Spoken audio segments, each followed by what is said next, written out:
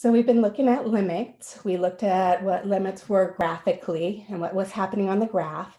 And then at the end of the class last time, we were starting to look at it algebraically.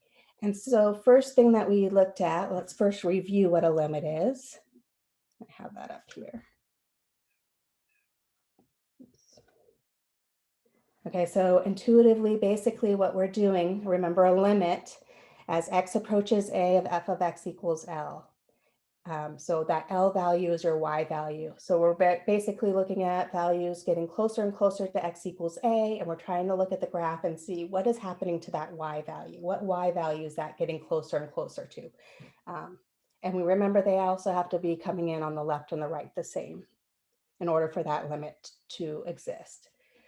This definition right here is not as intuitively as it kind of looks, but anyways, so you're looking at the limit as x approaches a of f of x equals L is computed by making f of x values arbitrarily close to L, but not equal to L, by restricting x values sufficiently close to A.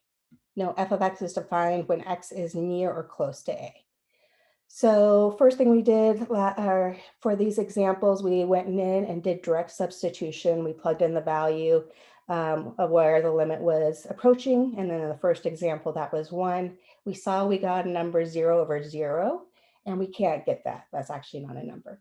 It's indeterminate, and it doesn't tell anything to us. So we had to go back and we were doing this by actually choosing numbers really close to 1 on the left, like 0.9, then 0.99 and 0.99999. So we're getting closer and closer to the one on the left. And then we looked at plugging in values on the right, very close to 1, 1.1, 1.001.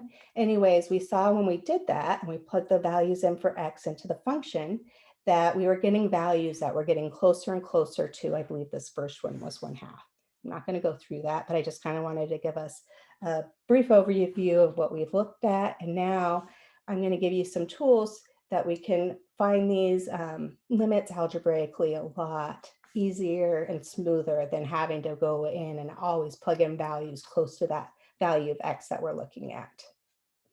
So that's kind of just an overview. I'm going to give you limit laws and then tricks of the trade to get rid of that indeterminate form.